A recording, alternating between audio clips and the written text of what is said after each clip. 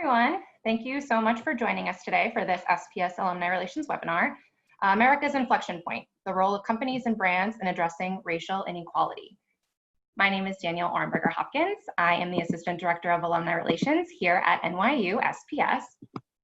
And today I'm lucky enough to be joined by three incredible panelists. We have first LaToya Christian, who is an SPS alumna and received her MS in Integrated Marketing in 2013.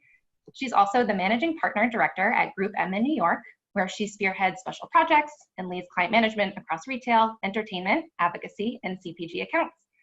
As a conscious marketer, she strives to infuse culture into the area of data analytics and strategy to tell rich, impactful brand and consumer stories. We also have Gabrielle Foldy, who is an Associate Professor of Public and Nonprofit Management at NYU Wagner Graduate School of Public Service. She's a researcher, teacher, organizer, and consultant who studies identity and diversity in organizations, largely focusing on race and racism. She's also the co-author of The Colorblind, Talking and Not Talking About Race at Work. We also have Maya Brown, an adjunct instructor at SPS teaching database management and modeling, as well as competitive strategy, both at the Division of Programs and Business, their program of integrated marketing and communications.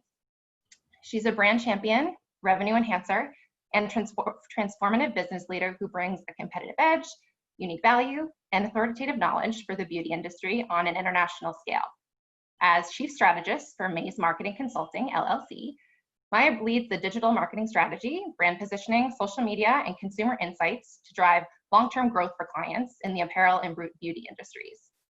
Ms. Brown's entrepreneurial vision and proven turnaround tactics have been instrumental in innovating and revitalizing brands. In 2015, WWD Beauty Incorporated recognized her as one of the most 50 influential people in the multicultural beauty market. She's also known as a transformative leader whose people-centric approach transforms culture, inspiring growth, and increasing value-add contributions. We are so appreciative to have these three thought and industry leaders participating in this incredibly important and timely discussion. So without further ado, I'd like to welcome LaToya to kick off the conversation. Thank you so much, Danielle, and thank you, Maya and Erica, for joining this conversation and for being open and available. So I think we can just jump right in. We've all witnessed and experienced and felt just the level of changes and things that have been happening in our country over the last 2 weeks, specifically around racial issues and how that's showing up in various areas, whether it be corporate America, police relations, and then even in some cases how brands have been speaking out. So one of the things that we really wanted to address in this webinar today is to really dive a little bit deeper into the role of brands and how they have been coming out and speaking out and making statements and making donations around what they see happening in today's climate and how that's been received by consumers overall. So we've had brands from Nike to Ben & Jerry's, L'Oreal, just about every brand from across every sector come out and speak. And one of the things that has been very interesting is that as brands have come out and spoken about just what their positioning is on the systemic inequalities we have within this country from a race perspective, many have been called out also. So we want to also dive into that and get a little bit, of insight as to what they actually need to do to make changes within their own organizations. So I'm going to kick off the conversation with you, Maya, as one of the marketers in the room. So as I stated, we've seen brands across every vertical come out and speak about what we've all witnessed through the George Floyd incident, and just really even acknowledging what their stance is in terms of inequalities. What was your reaction when you first saw so many brands come out and speak about these issues? Well, thank you, LaToya, again, for inviting me to participate in this conversation, because I think it's very timely and I think it's needed in the industry. As a marketer that's been in the industry for over 30 years now, it's everything that happened with George Floyd and the brands that have championed this initiative, I think, hopefully speaks to the progressive nature of where we want to see our country going, and as brands, how they want to advocate the support of the consumer who's purchasing from them. Because at the end of the day, we have to start realizing that the country that we serve is a reflection of us from our consumer base, the people who are purchasing our products, the products that we're making for them. And so we have to support them in what they're feeling, their pains, their joys, and their successes, help celebrate them, and also go in and support when there is an issue. And I believe with the George Floyd incident, that's not something that just impacted Black people, that impacted all people, because it was such a heinous crime. I mean, when you look at it in totality, that's a man who was laying on the ground under a person's knee for over 8 minutes, crying out for his mother, for his life, the fact that he couldn't breathe. Everyone feels that. That's not something that's just a Black issue. That's a people issue, and that's a human issue. And I believe with the brand speaking up, that's what the rallying cry is about. It's about the human nature and the effect of how that impacts us as individuals. Yeah. And so obviously you weren't surprised or anything like that to see them speak out. Do you think that in some way, obviously they were able to humanize themselves a bit? I know some, individuals felt like, well, this is performative allyship. And do you really mean it? There's a difference between a statement and taking a stance and then having that reflected. What have been your thoughts around that specific topic that has come out since so many brands have made statements? So I'll be truthful. It's too soon for us really to understand the authenticity behind the brands. I mean, because this is just occurring. It's going to require commitment, long-term visibility, and also metric results to understand if what they're truly saying and what they're truly doing actually is going to have any measurable impact. So right now, I think I would like to believe from an allyship standpoint that the brands are truly meaningful in their support and what they say they're going to do, and not just trying to toss money at a situation to kind of remedy what's happening within our country. I think when you look at some of the initiatives and you look at some of the brands that I think have been on the bandwagon for quite some time. I'm an advocate and a fan of Nike, love Nike. And one thing I love about Nike is they're not afraid to be disruptive. They're not afraid to take a chance because I think they believe no matter what, whoever is against them, they have enough support for who is for them. Mm-hmm. And the fact that when they launched their Dream Crazy campaign in 2018 with Colin Kaepernick and supporting him in his stance against police injustice and taking a knee, they receive, some negative backlash, but when you look at it in totality, the positive response that they had, it was overwhelming. And when you think about this generation, when I think about the millennials, when I think about the Gen Ys, they want change. Gen Zs, they want change. They want to see progressive, future-forward behaviors and actions.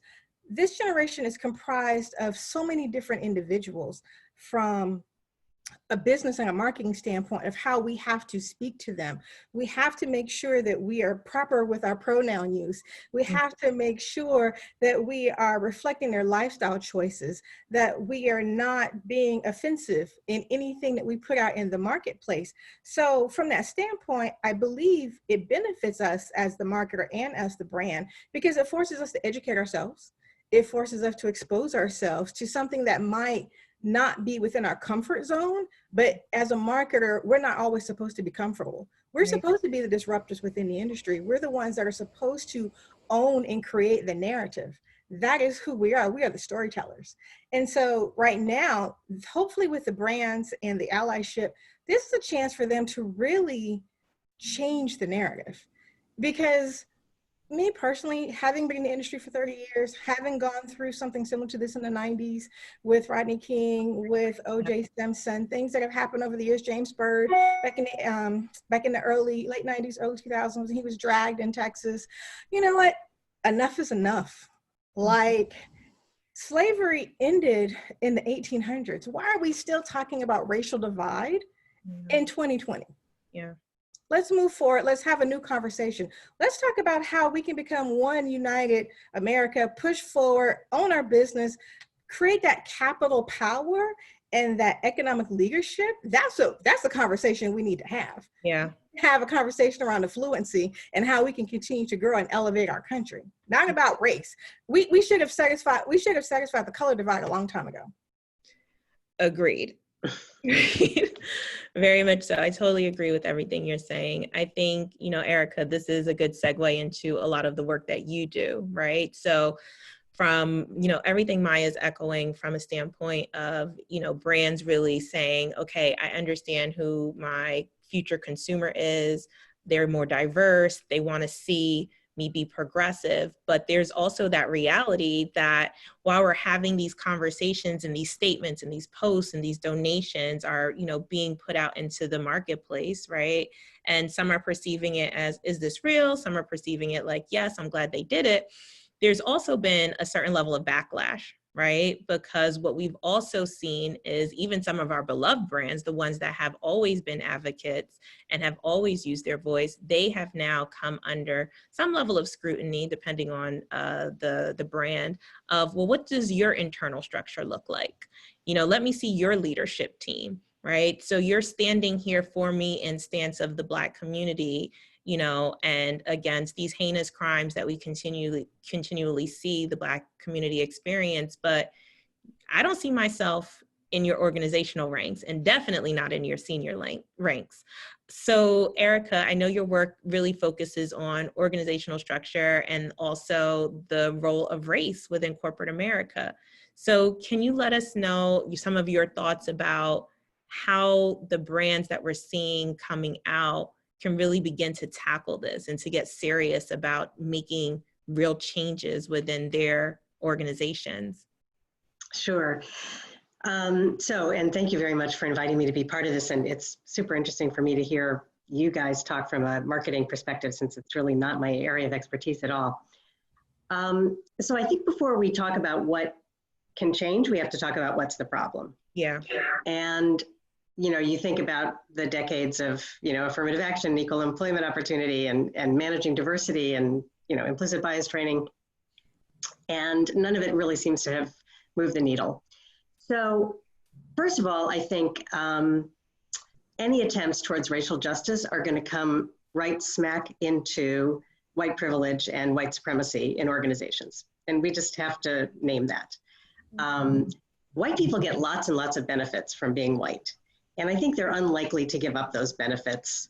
Well, we can see how unlikely we are to give up those benefits. What's also, what makes it more complicated is that most white people, I think, have no idea that they have these benefits to begin with. I think that those that might have an inkling of that are still quite unlikely to want to give them up. So overall, I think we just have to name the problem, of whiteness, white supremacy, white privilege. The other thing that was true of previous attempts to do this, equal employment opportunity, affirmative action, et cetera, all of them were about kind of social identity more broadly, right? Affirmative action, equal employment opportunity, managing diversity, it's around race, but it was also about gender, and it was about nationality and religion and many other things. And of course, that's good. We don't want to have bias or discrimination on any of those groups. But it's my experience that people, particularly white people, if they're given any other topic to talk about, they will go to that topic, because race is the most difficult, the most charged for white people. It brings up guilt and shame and lots of other stuff. So while we've been having these broad diversity conversations, and in some level those have to continue, we have also got to have a targeted conversation about race and racism in organizations. So that is what I believe is the first step. I could certainly talk more, but I'll stop there for now. Yeah, the one thing I will definitely say, and I think you really just naming it and saying it is one of the things that we often don't see from within corporate America and within organizations, right? I know for me personally, one of the things that I've always noticed is, we think we can do unconscious bias trainings enough that we train our way out of it. And for me, racism has always been an issue of the heart, right? Not necessarily of the mind. That's how I've always approached it. And then to your point, the power dynamics, right? So with us being where we are right now, knowing that we might not necessarily be able to do enough forums and trainings to, make our way out of this, but we are at least naming it and calling it a name, right? Maybe not inside our corporate walls, but at least in society overall. So within corporations, what do you think that next step needs to be? And the reason why I also asked that is because we saw in the case of Reddit, right? Alexis Ohanian, he stepped down to make space for a Black individual to take that role and sit on the board. So for me, the whole conversation also around the power dynamics, is there also this perception of, well, I have to give up my power or I have to give up my seat in order for someone else to have this seat as well. And I think that's also one of the things that we don't address and we don't talk about. So I just wanted to get your perspective on that. I know that was a little roundabout, but. No, I totally get it. And I was actually at a Black Lives Matter rally a few days ago and looking at the signs and thinking, if I had created a sign, what would I say? And I realized I would say, Black Lives Matter, defund white people. It's one thing to defund the police, but what we really need to do is defund white people and figure out, let's unpack that. Let's unpack that. Is that what you said? A little bit, yeah. Sure. So what I mean is, until white people start actually thinking about how they kind of guard their privilege and hang on to benefits, I don't think that's me, then I'm not convinced that things are going to change. So I'm not actually, right now, I'm not actually talking about going into people's bank accounts and, taking out money, but I do think, issues around reparations and how do we truly make up for 400 years of violence? I think those conversations have to happen. They have to happen in society at large, but I think they also need to happen in organizations as well. Yeah. The one thing that has also come up quite a bit, and I think this also goes back to the marketing conversation, is sometimes just representation. And I know I'll speak from it. We've seen from a marketing and business perspective how we've seen messages go out in the world that don't necessarily reflect the audience in the most authentic and accurate way. And I think even from a marketing perspective, a lot of that has to do with just even not only having a seat at the table, but having the position and then having the voice, right? And so one of the things that we're seeing now, or we're hearing a lot of, is, while we're thinking about, how do you right size your organization to have representation? So therefore, the work and everything that you do is reflected. There's this thought of, well, you can't hire your way out of this either, right? And you want to make sure that when you are bringing these individuals in, should you decide to do that, you're also creating a culture that welcomes their ideas, that values them, where their voices can be heard. So therefore it is reflected. So Erica, I'm a little interested to understand what some of your thoughts are on that as well, in terms of, not necessarily just hiring our way out of this, but also making sure that the culture is appropriate and values these diverse voices and these diverse perspectives. So therefore it can actually be seen out there in the world. Yeah, again, a really great question. So I guess the first thing I would say is, I wouldn't downplay, and I don't think you are, but downplay the importance of representation. Mm-hmm. Honestly, moving the needle on representation it's hardly moved, particularly at higher levels. So to me, if I really want to see whether a company is putting its money where its mouth is, representation is a really, really important illustration of that. And I think I don't think you're denying that. No. I do believe that when companies think about how to change, they need to think on 3 levels. They need to think about the individual level, the cultural level, and the structural level. The individual level has traditionally been all the diversity trainings and the implicit bias trainings. They tend not to work, and sometimes they can make things worse. And we could talk more about how to make those better, but that's one level. The second level is the cultural level. And the cultural level is all about the kind of unspoken cues and norms about what's acceptable, who's included, who's excluded. When you think about the whole concept of professionalism is really built on white people's, norms, right? If you think about what's considered professional dress, if you think about what's considered, the right kind of music to be playing in your reception area, those things are all largely based on a kind of invisible standard of whiteness, which is kind of the whole notion of professionalism is built on that. If we're going to make changes to the culture of an organization, we have to think about all these very subtle cues that we're sending that say some people are welcome and some people are not. And then that third level is structural. And without the structural changes, you're not going to make either the individual or cultural changes. And just I'll say quickly about that. For example, the way to make structural change is to have every department have very specific goals about representation and also about culture, right? Do people in your department feel that they belong? Do they feel they can bring their best to work? And you have to hold those people accountable to those goals, and you do that through a performance assessment system.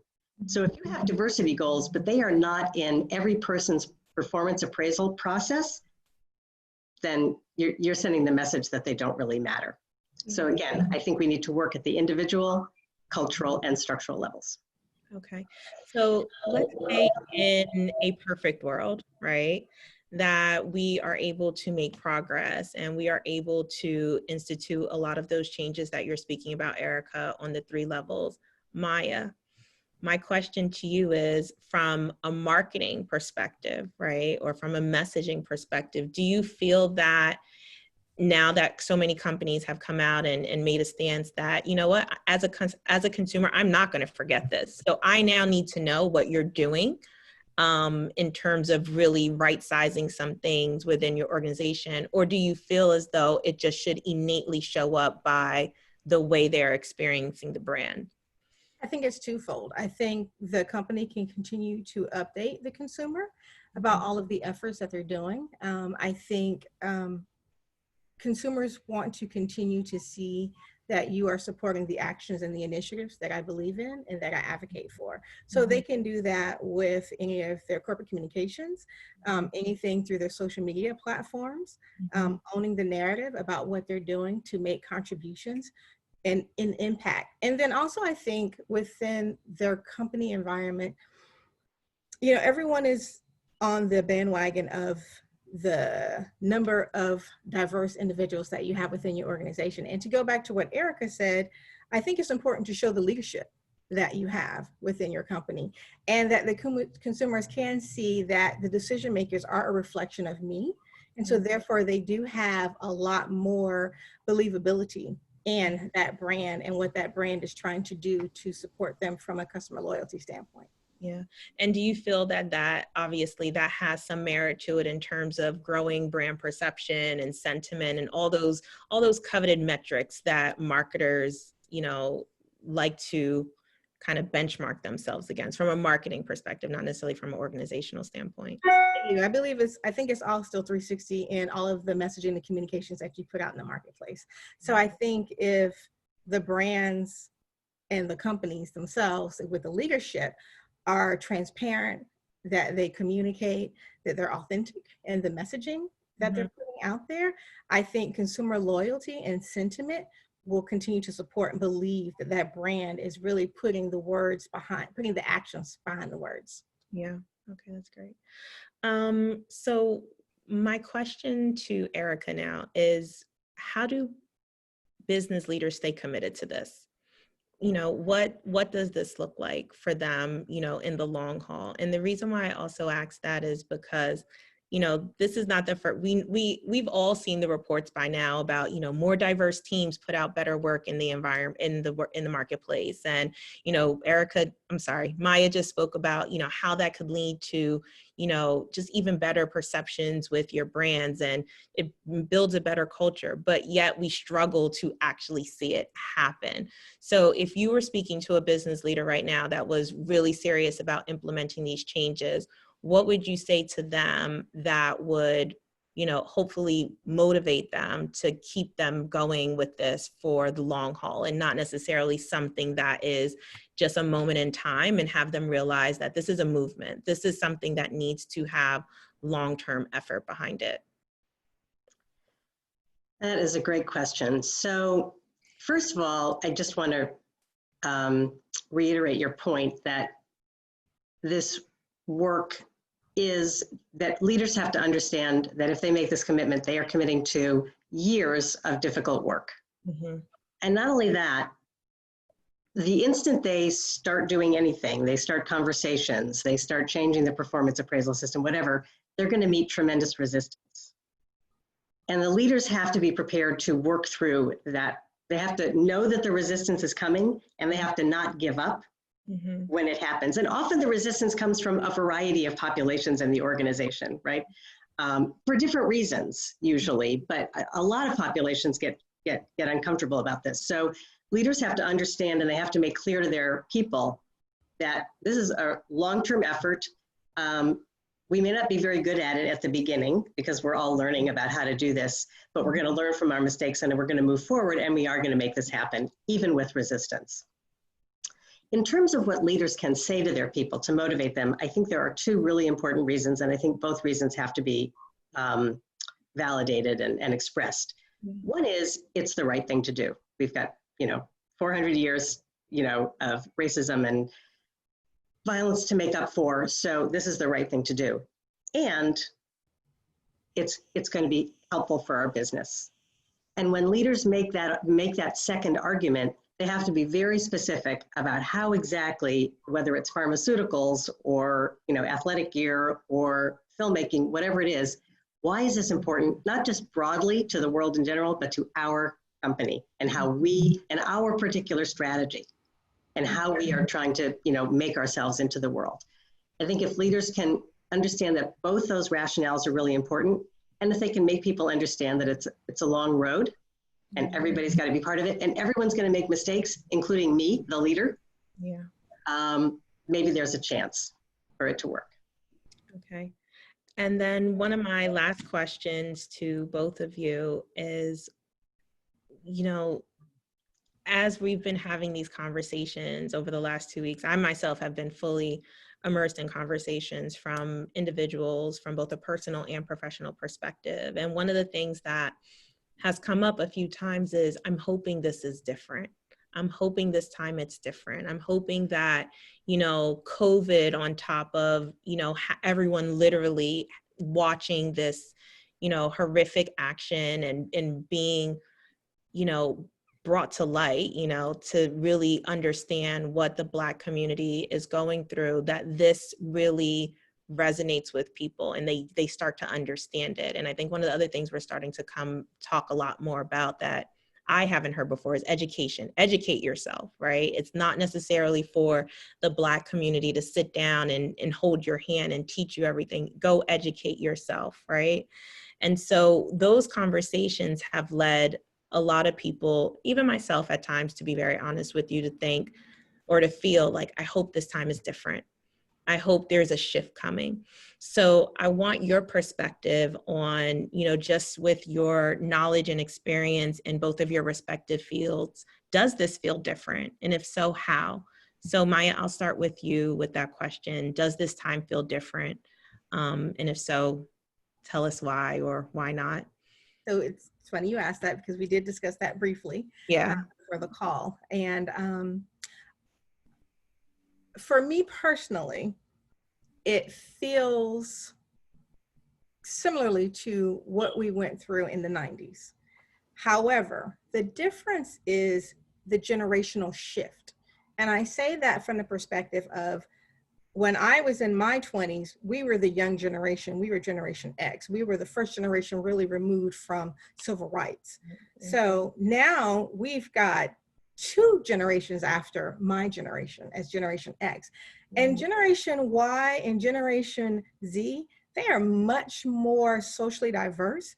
They're much more conscious and much more aware. And I would also say they're much more independent in terms of their thinking as to what they want, how they feel, and their ability to speak out. And that is, to me, the difference of what's happening now versus what happened over 20, 30 years ago. And that difference is, it's the mindset. I do believe we're poised to shift the conversation, and we're to move to be much more progressive with our society because of all of the versatility and the diversity that we have that's comprised of Generation Y and Generation Z. I think for the first time, we truly are going to have the change makers become dominant leaders in society and push forth and be the difference that we want. Because I don't believe that it will change until the generations come together and push forth the change. And that has to be something that everyone believes in and that everyone participates in. Okay, thank you. I agree with that. Erica, I want you to answer that question too, but then I'm going to stack another question on top of it that I just came to mind. So if you can share with us a little bit about, does this feel different this time around? If so, tell us why, why not? Sure. Yeah, so I have, I don't know, at least a 40-year view on this, coming of age in the 70s. And I have seen multiple cycles. And at first I didn't think this was going to be different. And then I have definitely allowed myself some hope in the last couple of weeks. I feel like the demonstrations the protests have been way more widespread, much more diverse. A lot of people are talking about the fact that there are more white people involved and people from other backgrounds. I know in my little corner here in Massachusetts, there are protests going on in every town and every little, suburb, along with with all the bigger ones that we hear about. I also think, and I said this earlier, people are naming not just race, but racism in a whole different way. People are focusing specifically on anti-Black racism and not just racism in general. So all those things are hopeful to me. From my perspective, protest is absolutely essential. It has to move to politics. People have to vote. And then it has to move to policy. The people who are in power have to pass the right laws. We're seeing little bits of that here and there. Cuomo, signed a law about police banning chokeholds. That's a great, tiny little start. The big question is, does that continue? Right. The other thing that I want to add to what you were talking about, even in terms of the shift and just being able to name it, if let's say you're in an organization, because I also want to think about what's that actionable item that someone could take away from this. Yeah, sure. So I know all across the country, companies and individuals were having these conversations, but what I also notice is sometimes we're having these conversations in the same silos we've always been having them in, right? So let's say you're within an organization or even within your own community, and you have Black individuals, white individuals, different life phases, life stages, generations. Yeah. How would you kind of help, I would probably say white people, to maybe not necessarily loosen some of the discomfort, but just even be able to think about how do we actually, what is it that I need to bring to this conversation? Is it just show up and listen? Or is it more so, have some level of reflection and engage in the conversation in a new way that maybe you haven't done before? Because that's one of the things that, I'll be very honest, even within my circles, I've been struggling to really help myself and other individuals. Like these are the conversations we need to have that we're not having. And the reason why is, how do we even kick them off? How do we need to show up to these conversations? Yeah, it's such a big topic and something that I've thought a lot about. And I will try to be brief. Okay. So to me, there are a few ground rules for these conversations when I teach about this and consult. One is to expect discomfort, another is to speak your truth and to hear other people's truths. And another one is to expect non-closure. And when I first ran across that, I was surprised by it, but I've learned that that's incredibly important because you get into these conversations And you can pretty much guarantee that not everyone's going to walk away saying, well, I'm glad we figured that out and we agree on that. So expecting non-closure is super important. The other thing that I think is just absolutely critical is we imagine these conversations where everybody has something to contribute and everybody has something to learn. So traditionally, we do think about, kind of white people having to listen and learn from people of color, from Black people. I think that's essential, although it's a huge burden on people of color. So we have to be very careful about how we manage that. But I actually think if we think about it in reverse as well, we open up a different kind of learning space. I actually believe that people of color can learn something from white people about race. And that can be a very revolutionary thought, both for white people and for people of color. But just as a brief example, I teach a class on race, identity, and inclusion in organizations. And I had a student, a Dominican man, say to me, what can I learn from white people about racism? And I said, we're the racists. We can tell you how we learn it. We can tell you how it feels inside. We can tell you what triggers it. We can, there's a lot we can tell you about racism. Mm-hmm. So my goal when I try to create these spaces is, again, this assumption, everybody has something to say and everybody has something to learn in these conversations. And there are different barriers, and for good reason, for white people in terms of that, and for people of color who seriously, have to worry about being traumatized and triggered in these conversations. So there's a lot of work to do there. But I think that's a good starting point. Okay. So I think we did lose Maya at some point in the recording, but this has been not only insightful, to be honest with you, even a little therapeutic for me, to just even have this conversation.